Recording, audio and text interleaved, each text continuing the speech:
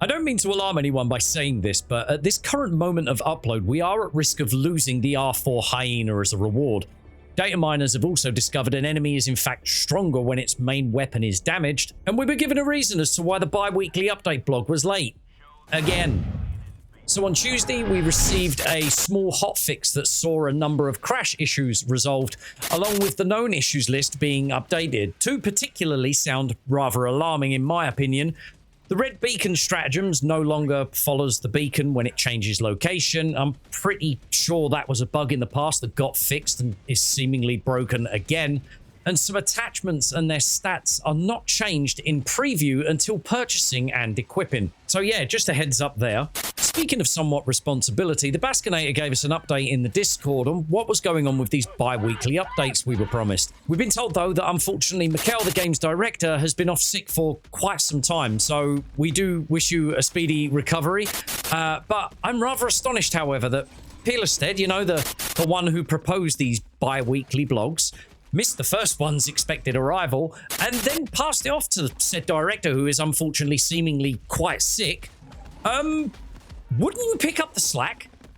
I was recently asked to do a few tasks at my day job by the facility engineer. He was off sick too. Doesn't that happen at Arrowhead? Like, I'm not quite sure he realizes what he promised. It's a great idea. It's the #1 thing that the community demanded. So he passed the job off to someone else after failing to report back in with us at the first hurdle. And it's too much to ask for the guy that created this idea of bi-weekly blogs to not only fulfill the promise, but to help out the guy who's only just come back to actually do the job that you initially created. June 4th was the last one. It's now July. This might seem small to some people, but to me, this just continues my vote of no confidence in this guy at all.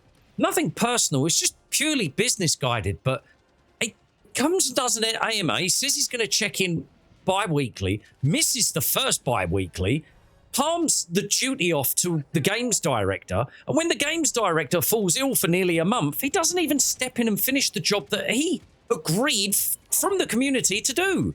Too many things just look slimy. I don't know. I don't trust the guy. I don't trust the guy in his words or even with his vision for the game or whatever that may be. The way he approaches things just really gets my back up. I just find it strange that he can't find the energy to step in and perform this bi-weekly blog. Anyway, moving on, a keen eye from a diver on the Unfiltered subreddit has brought to the wider attention that harvester disintegration beams do in fact produce an increase of 400 DPS with an extra 200 durable when the eyeball is damaged. In my opinion, this is quite an intriguing design, and the diver's correct in what he says on the topic of communication. Why are we still having to go to these independent websites like Helldivers Wiki to find out these minor details? This is, like I said a moment ago, this is a cool little intriguing part of the Harvester. It gives it a little bit more character. But this information should be found out in a codex inside our super destroyers. Like, for the love of Super Earth, can we get something like that soon? An active codex of information about every single enemy in the game, and that would, if you don't want to include those sorts of things in your patch notes because there's too many to mention, then that gives intrigue for people to then look through these codexes with updated information. How about that?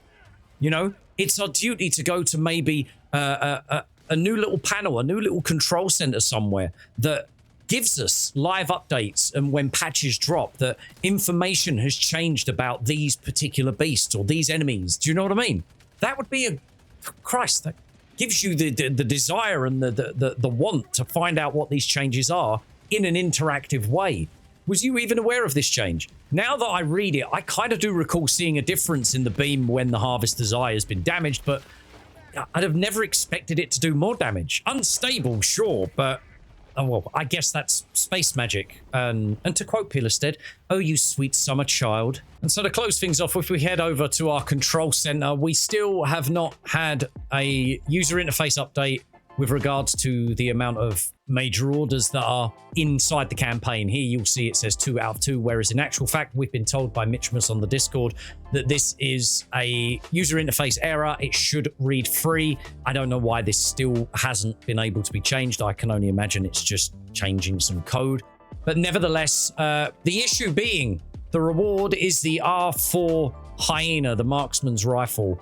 And so the problem at hand right now is if we head over to the Helldivers Companion, we'll see that the major order, we have liberated Mox. We're holding Brilliance. We don't have to worry about Brilliance right now. It's got 36 hours until it's like complete.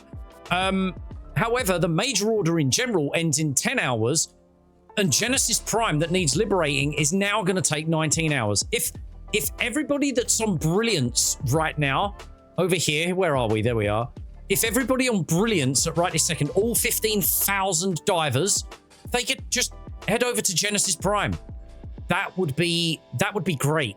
That would really help us potentially complete, or well, stop us from potentially failing this campaign and losing out on the R-4 marksman, the R-4 Hyena, sorry. It could get vaulted. Let's think about that. Let's bring it up visually. The siege upon managed democracy on the galactic map. But yeah, we've got 15,113 currently. That extra on Genesis Prime could really help us. So if you're seeing this at this point in time, there might be a few hours missing. It might have even passed how late you're watching this video. But if we want to get that Hyena, we're going to have to liberate Genesis Prime. Thank you everybody for watching. If you've enjoyed this content and you've been informed, or you're just enjoying being here, give the video a like and maybe even subscribe. I've got some details for other social media platforms in the description down below. I hope you have a wonderful time. Let's hopefully get this Hyena. All right, catch you soon.